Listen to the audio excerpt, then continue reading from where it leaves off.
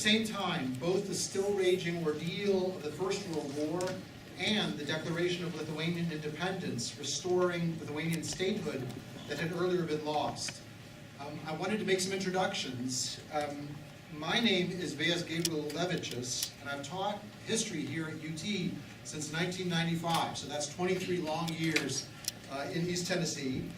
I also direct the Center for the Study of War and Society, which is delighted to host this event this afternoon. As you can tell from my name, my ancestry is Lithuanian, but I was born in Chicago, and I grew up in Chicago, so I tell my students that when they hear me speaking, they're not hearing an exotic Lithuanian accent, they're hearing an exotic Southside Chicago accent. Our event has two parts. First, I'll speak very briefly on the context of Lithuanian independence, and then we'll move to a panel discussion, which will include yourselves as well, but which will feature, to begin with, University of Tennessee professor Audris here, who is the Ericsson-Harlan D. Mills Chair of Professor of Digital Archeology and Evidence Engineering in the Department of Electrical Engineering and Computer Science, and Jolita Zabarauskaite-Rosenow, former advisor and assistant to the Deputy Speaker of the Lithuanian Parliament, who we're delighted to welcome just now. Absolutely. Well, we know what parking is like on campus, so my apologies on behalf of our parking situation. And then we'll have time for questions and observations from the audience. And I, in particular, wanted to thank Mockus, who is the moving spirit behind holding this significant event. And so, very briefly for my part, rather than presenting a very, very detailed, very, very dry, and very, very deeply boring chronology of how Lithuania moved to regain its independence through many stages, I only want to present four scenes that, for me, personally sum up the meaning of this event that we're marking today. First, let's use our historical imaginations to set ourselves down in the violent world of 1918. The First World War, which has shocked and surprised those who are participating in it, is still raging.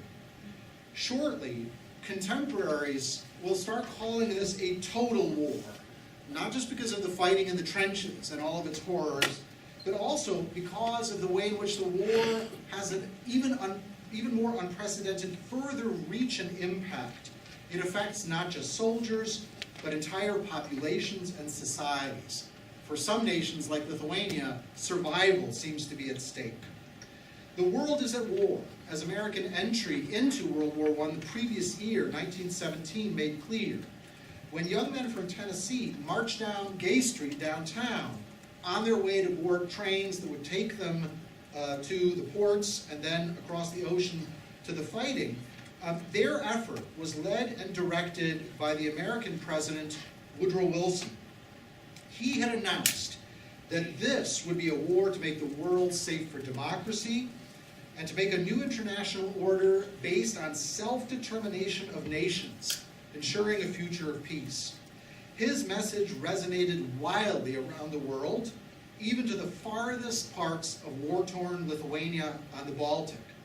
So, for instance, this woman, whose work may be familiar to some of you, the writer and activist Gabrielė wrote in her war diary, which is absolutely gripping reading and should be translated into English, that she hoped that the world would listen to Woodrow Wilson and his ideas for peace.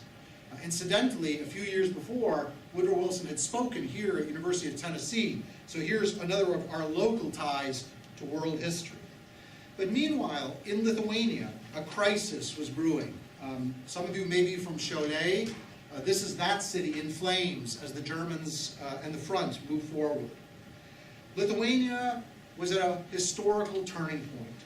Back in 1795, the shared and united Commonwealth of Poland and Lithuania had been violently absorbed into the Russian Empire, the Tsars.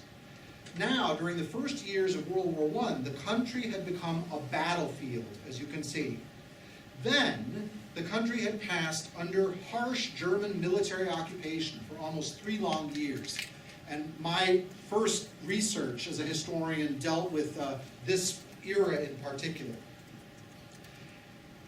The future of Lithuania was up for grabs, and the German Empire's leaders hoped to transfer this territory from its earlier Russian rule to German control. They hoped to manipulate prominent leaders of Lithuanian society into legitimizing German rule, and so the German authorities allowed the formation of a Lithuanian council, the so-called Taryba. This Taryba, on December 11th, 1917, was forced by the Germans to issue a declaration that a future independent Lithuania would be bound to Germany forever. You could think of it in this way. That wasn't a declaration of independence, it was a forced declaration of dependence for the future that had been pushed through. Then, the German military authorities used this Lithuanian declaration as one of their bargaining cards at the negotiations that they were holding on the Eastern Front with Lenin's Bolsheviks, who had taken over the remains of the Russian Empire at Brest-Litovsk. This fact made the Lithuanian Taryba nervous, because they were not included in the negotiations with the Bolsheviks, and they could see their wishes for a future democratic and free country starting to fade away. And this is the first of the scenes that I want to share with you. In Vilnius, the ancient capital of Lithuania, the seat of the traditional rule of the Grand Dukes, on the fateful day of February 16th, 1918, the Taryba, without asking for permission from the German military occupiers, did something risky. They issued a declaration of full and unlimited Lithuanian independence, citing the right of self-determination. A tense standoff then followed.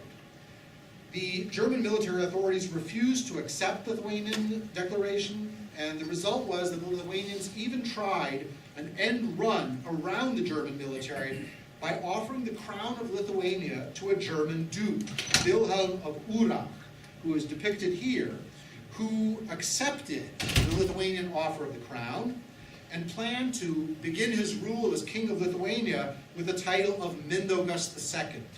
He actually spent the whole summer of 1918 learning Lithuanian, which, as many of you know, is not an easy task, and he was looking forward to his duties to prepare for his future job.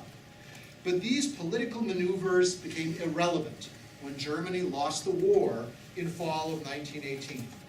Now, Lithuania would have to build its future as a young republic, not a kingdom, having regained its statehood and independence. And indeed, it speaks volumes about how tempestuous and how full of turmoil this period was in Lithuanian history, that the original copies of the Lithuanian Declaration of Independence were lost. Last year, a Lithuanian political scientist doing amazing detective work in the German archives actually traced down the copy that the Lithuanians sent to the Germans. So at least one of these copies has resurfaced. And this brings me to the second scene that I want to present. It's a story that's handed down by oral history. It's not something documented in the archives. It's actually a story told to me when I was about the age of some of our youngest participants by my grandfather, who later became a high school teacher and was a historian. At this point, in 1918, he was a teenager, 16 years old, and he told me of how the news had reached the countryside and his village. He recalled how suddenly the church bells started to ring, and then he saw the local priest who had been ringing the bells run out of the church, shouting with great excitement, "Lietuva keliasi, Lietuva keliasi."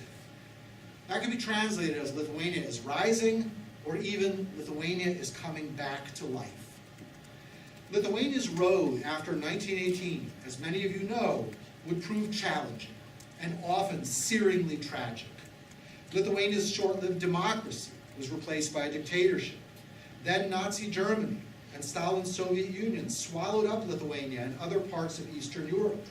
Under Soviet occupation, mass deportations to Siberia and mass executions shook Lithuanian society. When the Nazis invaded, they directed the genocide of Lithuanian Jews with the help of local collaborators. Decades of Soviet occupation followed in Lithuania itself and the other Baltic states. And that included more than a decade of desperate fighting in the forests by guerrilla warriors. For those who became refugees in the war, like my grandparents and parents who came to the United States, their fate was exile, the long ache of the heart, missing home and missing the freedom that had been known. And through it all, the memory of the Declaration of Independence of 1918 was somehow kept alive. While the Lithuanian flag was banned in the Soviet Union, some, in spite of this, displayed it in occupied Lithuania at great risk to themselves on anniversaries. Grandparents telling stories to grandchildren, relating the history of independence, which totally contradicted the government's official history, helped to keep these ideas alive. And in Lithuanian exile communities, from Brazil to Chicago, this is my hometown of Chicago that I'm showing here, from Sweden to Australia and many other places besides, every February 16th for long years, public commemorations took place. So for me, this is the third scene that I wanted to present. I flash back to when I was a child, and I remember how I stood outside this building, the Jaunimo Centras, or Youth Center on the south side of Chicago. And keep in mind that unlike the very Lithuanian weather that we have outside right now, in February, Chicago is still in the grip of winter. I remember standing outside where the flag is raised by the memorial, wearing a parka and shivering as we recited poems and held our official commemoration of February 16th. As a child, I used to wonder, why hadn't the Lithuanians chosen a warmer day for their independence celebration rather than February 16th? As one grows older, one comes to understand, and one gains more insights. One of the insights that I remember was a biting one, came when I was a college student in the 1980s, attending University of Chicago. The Soviet Union in the 1980s still looked extremely permanent. When I told a history professor at my college of my bedrock firm conviction that someday Lithuania would again be free, she gently, compassionately told me that she was sure that would never happen. And now, years later, realizing that she was wrong, I laugh. But I still think of what a miracle this was, a miracle of hope and bravery, which finally brings me to scene number 4, which is here in East Tennessee, in Knoxville, UT's Haslam building, and our commemoration today. Who among those long ago signatories of the Declaration 100 years ago in Vilnius would have believed if they'd been told that a century later, around the world and in a free Lithuania, including in Knoxville, Tennessee, their actions would be remembered, marked, and celebrated? That would truly take a miracle, and yet miracles happen. Thank you very much. Perhaps invite first Professor Mockus to offer some reflections on the significance of the anniversary from his perspective. So I'll try to be very brief, and continue on these wonderful directions Professor Liulevicius went through. So I'm not a historian, so I have not studied it very carefully. But the only things I'll try to express is my personal impressions on this subject. And to some extent, it was sort of, I'll start a little, not in 2018, because I wasn't born there, but I'll start a little bit before 1990, because as I was growing up, there wasn't really any question about the need for Lithuanians' independence based on, whatever even though it was clearly understood that something like that, raised at a political level would lead to very bad outcomes. It wasn't really kind of there wasn't any question of whether that would happen. The only question is when it will happen. And I was growing up, my perception was that I'd be lucky if it happened before I died.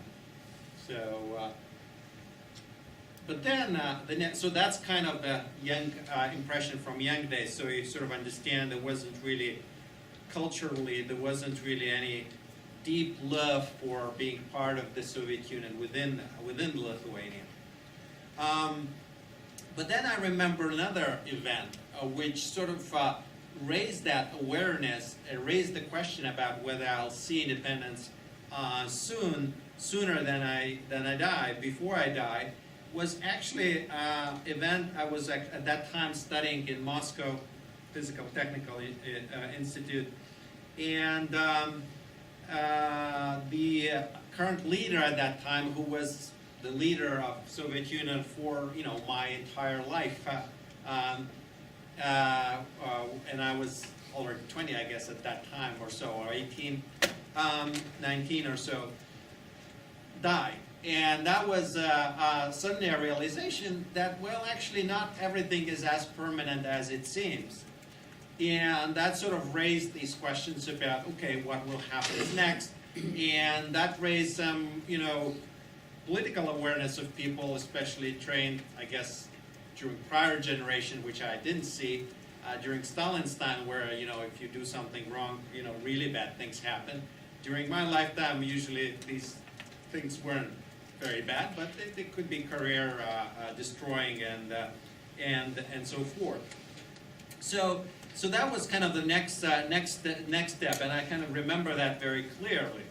And of course, the final scene would be the scene, the memory is very hazy these days, is to remember actually the second independence.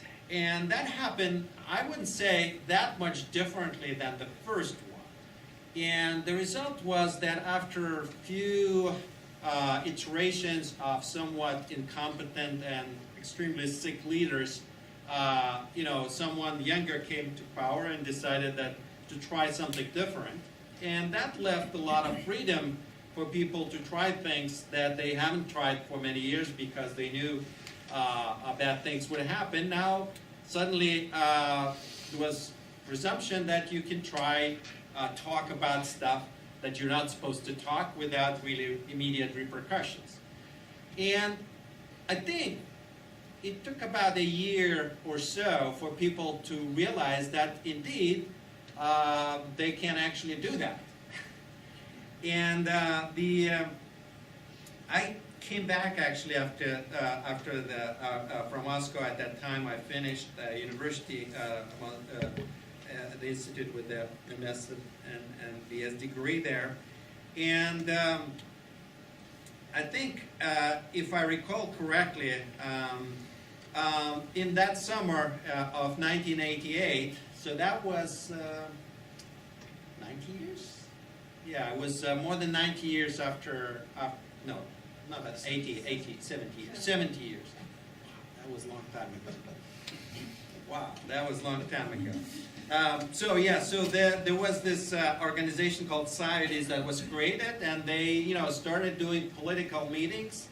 And I was used growing up that, politics is really a farce, and, it's only for, people to pretend that they're sort of doing something, but, in fact, it's this complicated doublespeak and so forth. They started having this very lively discussion there, and so I went to a few meetings there.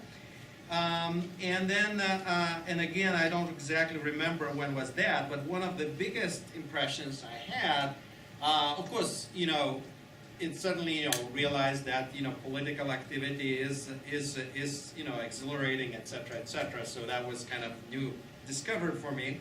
But then there was, and I don't recall exactly what the dates were, but there was a very big event in Vilnius. There's a big park called where the Song Festival is held, and I don't remember exactly the estimates again. Maybe I overestimate, but there was really, more than probably 10,000 people got together into this kind of like for 3 days in a row, if I recall, into these meetings where sort of a lot of these independence essentially was declared and discussed, and everybody was quite elated. Now, unfortunately, and I can ask Birute to discuss or someone else, I went to study at Carnegie Mellon in the summer of 89, in the summer of 1990. So I missed the actual Declaration of Independence and associated problems that sort of caused by both economic embargo and other things. But these are the kind of 3 things I wanted to share with you, and I hope maybe someone else can share some of the things maybe from the other parts, or we discuss some other topics.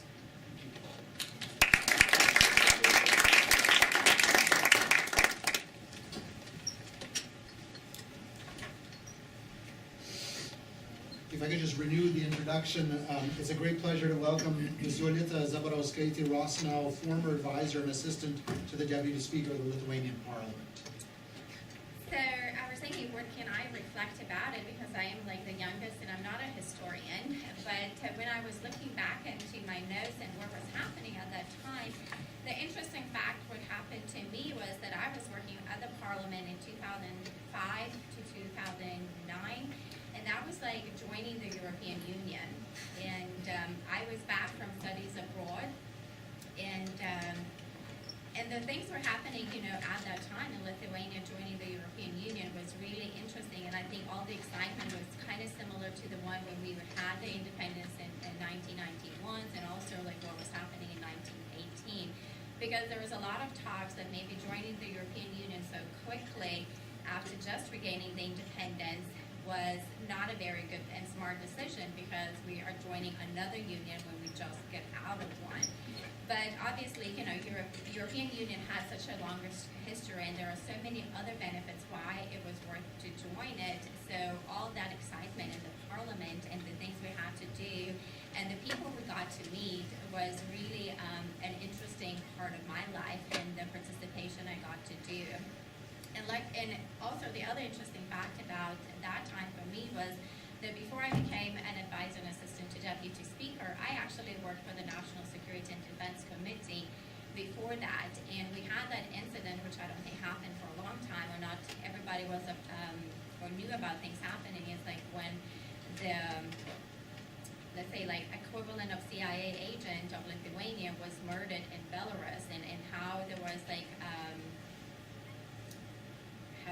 rumors and things like that. It was part of the Russia kind of trying to affect, the joining, and then we had to do the investigation of their Valstybės saugumo departamentas, which was like equivalent of CIA in Lithuania, and things that came out. It was interesting to see that some parts of Lithuania were ready to join and think in a different thought. However, other things were still inherited and had like almost like rooted Soviet Union mentality, and one of those things was the national security agencies.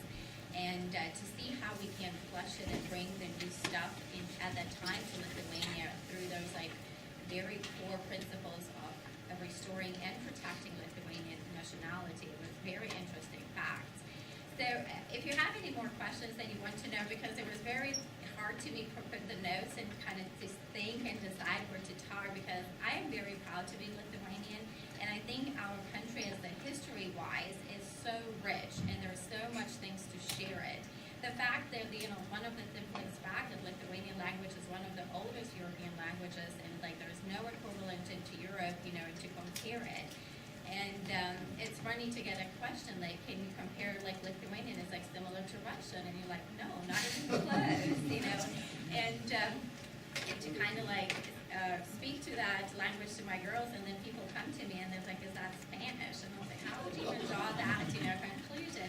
But then you have to realize, that Lithuania is so tiny, and there's only like 3 million people speaking that language, and so obviously not everybody is available to hear it. But the history, like we were mentioning about the flag in the when the Soviets came back, grandpa was actually very touched by that flag because he was a park ranger at that time, and on one of the occasions he raised the Lithuanian flag instead of the Soviet Union Lithuanian flag, and guess what? He was sentenced to 25 years in Siberia. And so I think there is no a single family in Lithuanian history who is not touched by second or third generation who has not been affected by whatever the things are happening in Lithuania. So I'm more than willing to answer any of the questions and kind of talk about anything else you would like to know and learn. I have been in the United States only about 8 years, so I was studying a lot and was sharing Lithuanian history and what can it be and how it can, because I'm just fascinated by history of Lithuania. It was always my favorite thing. And one of interesting facts, when I was traveling in the United States, and I went to one of the colleges, and I went to history room, and then I looked through the maps, and there was a Lithuanian map of 14th, 15th century, when it's bigger than Roman Empire. And because we're not a kingdom, but a duchy, people kind of don't remember that fact. But I think it's fascinating, to have a history so rich and so powerful that we have to remember and have those moments like today to remember and kind of reflect and teach, the next generation, and also to educate other people about it.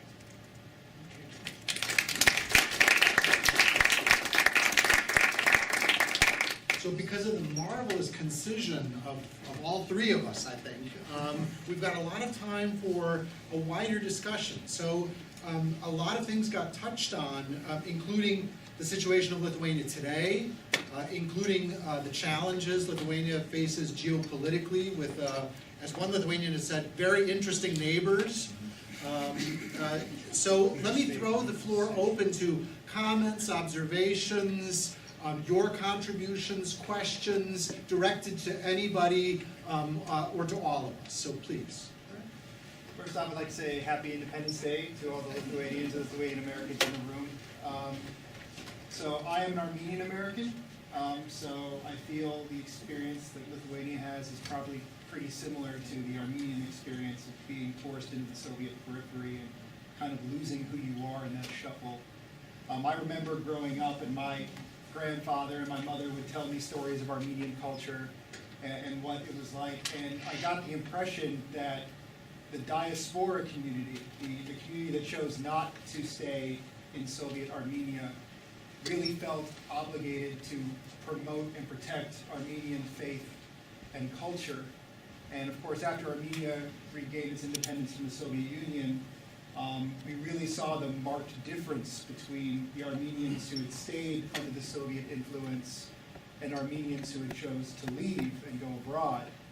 And so I ask in the room, do you really feel that, because it took for Armenians really until now to start really bridging between the Republic of Armenia and the Armenian diaspora to rebuild the bridges between that culture and really make it one culture and one people again. And I was wondering if the Lithuanian experience is kind of similar to that, or if you have any stories. So I can't answer that question for sure. I myself grew up in Lithuania and left when I was, grown up, mature. The only thing that I can mention is that I could support some of your observations is that I lived for 5 years in Pittsburgh, Pennsylvania, and they had pre-World War I migration population of Lithuanians. Then I lived in Chicago, where Dr. Liulevicius was born, and they had the Second World War migration population. And I would say these were quite different culturally for various reasons, and there's lots of reasons. In either case, I don't, and now of course there's a lot of what's called economic migration and such, which I probably belong to as well.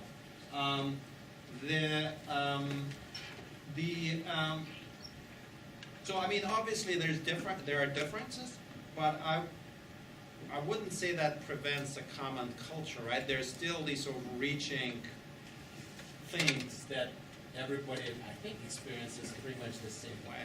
So that's my opinion. And I would say that your observations are very true, but in the Lithuanian case, there are so many diasporas, right? I mean, people talk about a first wave, a second wave, a third wave, and yet, let's say even the experiences of somebody who came, let's say in the middle of the 90s, are different from somebody who's arriving now as a student, right?